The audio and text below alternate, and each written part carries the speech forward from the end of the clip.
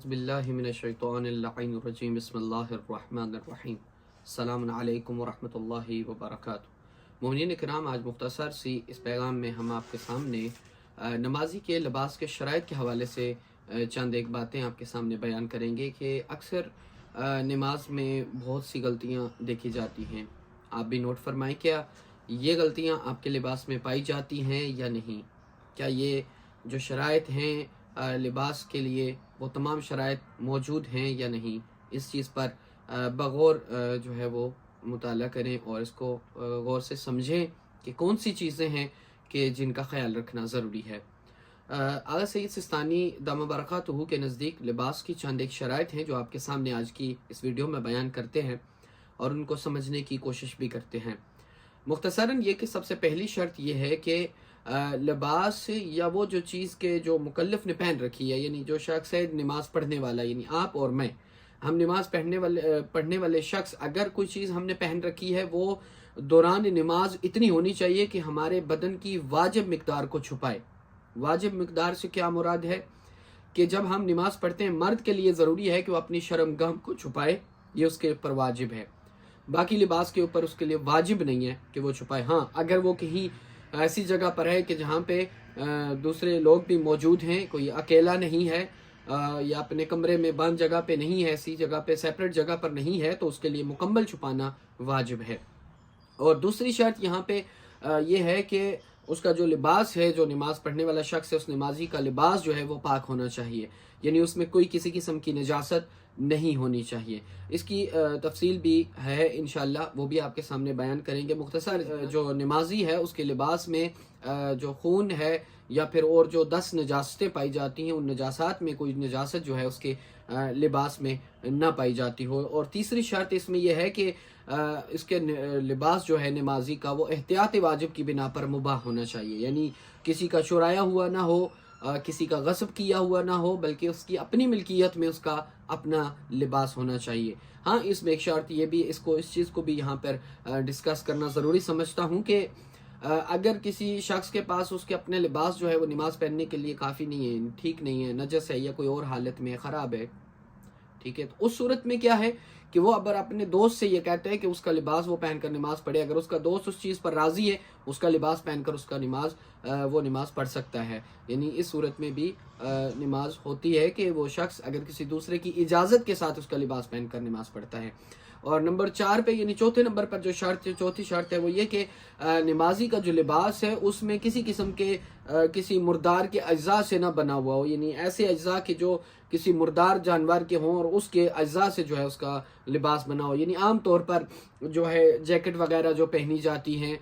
या फिर मोज़े जो पहने जाते हैं, जो चमड़े की चीज़ें बनती हैं, तो उनके लिए यह है कि वो जो है किसी मुर्दार के ना हो, यानी हलाल जानवर के, और जो है वो मुर्दार ना हो बल्कि उसको ज़िबा किया गया हो अल्लाह के नाम पर, तो उस सूरत में जो है वो उसके चमड़े से जो चीज़ बनी होगी तो वो ठीक होगी। वाइला मुर्दार किसी यानी मुर्दे चीज़ से जो है उसकी खाल वगैरह निकाल कर जो है उससे बना हो, तो उसके लिए ये चीज़ इसमें नमाज में ये चीज़ नमाज को बातिल कर देगी, नमाज में ये चीज़ जायज़ नहीं है। और इसमें ये चीज़ भी है कि अगर अक्सर लोग सवाल करेंगे कि आजान ये मतलब लिबास जो है वो हमने जैकेट परचेज़ की है या मोज़े हमने ख़रीदे हैं, वो चमड़े के बने हुए हैं, तो हमें क्या पता कि वो हलाल जानवर के हैं या हराम जानवर का है या फिर किसी मुर्दार का उतार के बना हुआ है या क्या। उसके लिए बस इतना काफ़ी है कि आपको अगर किसी शख्स पे यकीन है वो मुसलमान है, तो उससे अगर आप परचेज़ करते हैं, उससे वो आप ख़रीदते हैं, ख़रीद कर उसको आप ज़ेब तन करते हैं, तो आपके लिए वो जायज़ होगा कि वो आप हलाल ही समझेंगे। और इसमें पांचवीं जो चीज़ है, जो शर्त पाई जाती है, वो ये है कि दरिंदे, यानी बल्कि फरमाते हैं कि एहतियात वाजिब की बिना पर किसी भी हराम गोश्त हैवान से ना बना हो। यानी मैंने आपके सामने ये चीज़ भी बयान कर दी कि किसी हराम जानवर का, यानी ऐसा जानवर के जो हराम हो और उसके जो है वो लिबास से जो है वो बना हो। जैसे शेर की खाल से चीज़ें बनती हैं, वो मगरमच्छ की खाल से जो है वो मोज़े या जूते वगैरह इस तरह की चीज़ें बनती हैं, या कोई और चीज़ें कि जो ऐसे जानवर के जो मुर्दार यानी हराम गोश्त रखते हैं, यानी जिनका गोश्त खाना जायज़ नहीं है, जो हराम है, تو ان کے جو ہے کھال سے جو ہے وہ چیزیں بنی ہوئی ہوں تو وہ نمازی کے لیے لباس کے لیے جو ہے وہ مانے ہوتی ہیں، لیکن وہ جائز 5 شرطیں جو ہے نمازی کے لیے مشترک ہیں، عورت کے لیے بھی اور مرد کے لیے بھی ہیں۔ اور یہاں پہ کچھ ایسی دو شرائط ایسی ہیں کہ جو مرد کے لباس کے ساتھ خاص ہیں، یعنی اس کا جو ہے وہ سونے سے کوئی چیز اس کی نہ بنی ہوئی، یعنی وہ جو شخص ہے، مرد ہے جو نماز پڑھنا چاہ رہے، نمازی ہے، اس کے لیے جو ہے سونے کی کوئی چیز اس کے ساتھ نہ ہو، یعنی انگوٹھی وغیرہ پہنی ہوتی ہے یا گھڑی سونے کی پہنی ہوتی ہے، یا پھر اس کا جو لباس ہے وہ کہ اس میں کوئی چیز سونے کی، یعنی سونے کے دھاگے سے جو ہے اس کے بٹن بھی حتیٰ کہ نہ لگے ہوں، یا کوئی اور گھڑائی وغیرہ جو ہوئی ہوتی ہے، نقش وغیرہ بنے ہوتے ہیں کپڑوں پہ، وہ تمام چیزیں بھی ہے جو سونے کی چیز سے نہ بنی ہو، یعنی وہ دھاگا استعمال نہ ہوا ہو، سونے کا